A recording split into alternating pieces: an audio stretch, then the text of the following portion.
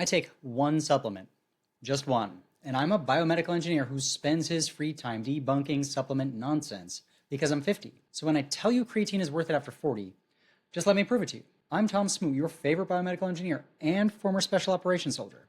Creatine's worth talking about as a supplement. There's a long-standing body of evidence that says it's a solid performer according to the science community. Up front, I wholeheartedly support creatine at any age. But here's what we actually know about creatine after 40.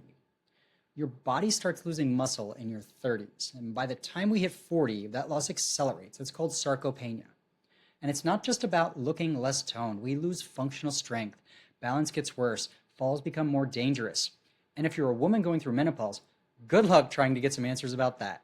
Women weren't routinely included in medical research until the early 1990s, which means we genuinely have less data. And that gap shows up in creatine research too.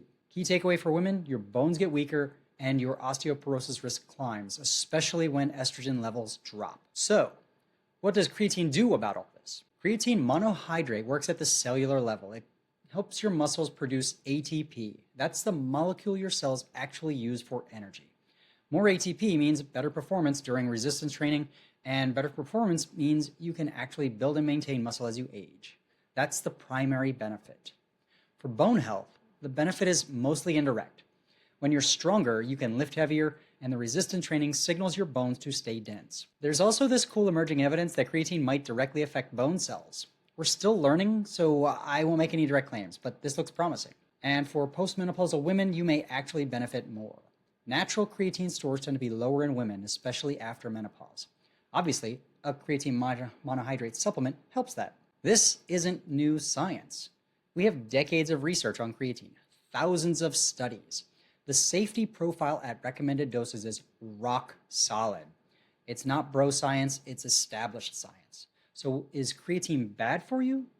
At recommended doses for healthy adults, no. And that answer is backed by decades of research. You've probably seen that research in the headlines recently. Creatine cures Alzheimer's. Creatine makes you smarter. Creatine monohydrate is the new miracle supplement. The research is a little bit different from those headlines. First, the Alzheimer's pilot. It was like 8 weeks, 20 grams a day, something like 19 participants. Brain creatine levels did increase. Scores on memory and reading speed improved. That's all promising, absolutely, but conclusive? Not even close. It's a preclinical pilot. The researchers wanted to see if a larger study is worth their time. Then there's this other Nature paper. They gave people a single high dose of creatine while sleep deprived, then measured a bunch of brain metrics. And yes, creatine helped them think faster and crash slower.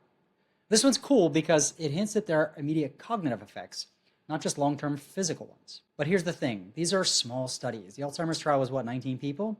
The sleep study was short-term limited dose. They're interesting, they're worth following, but they're not the reason I take creatine. The short answer is the research is promising, but a 19-person pilot is not a clinical recommendation. So who actually needs to supplement? If you're eating a lot of red meat and fish, you're already getting dietary creatine. You might be getting enough. You might not need a scoop of powder every morning. But if you're a plant-based diet, or if you're like me and you've cut back on the red meat because you want to stick around a little longer, then creatine makes sense. The general recommendation is 3 to 5 grams a day. If you're just starting out, you might read about this loading phase. We used to do that, but it's been proven unnecessary. Consistent daily intake is what matters. And what should you expect? Better training performance, easier muscle retention, maybe a few pounds of muscle gained if you're lifting consistently. Everyone's better off if we get out of the magic brain pill mindset. That's really the honest creatine pros and cons. Personally, I started creatine at the beginning of last year. I put on a few pounds of muscle, I noticed better energy in the gym, and this mental sharpness we were seeing in the headlines, I'd honestly claim caffeine as the reason over creatine. But that's another video you can watch. I'm not using creatine for any of those reasons. For me, it's the muscle and strength benefits. So that's my take. Creatine is the one supplement I use. Not because of flashy new studies, it's because decades of solid research shows it works. If you're over 40, especially if you're trying to maintain muscle and bone health, it's worth considering. Just set realistic expectations. Pay attention to how you feel, and don't let the hype suck you into something that hasn't been fully proven yet. If this helped you at all, mash those buttons to like and follow along. It literally costs you nothing, and it helps me keep looking out for us little guys and girls. And if you were thinking of someone else while listening to this, especially any ladies curious about menopause, be a pal and help them find it. Let's do more looking out for each other. Thanks.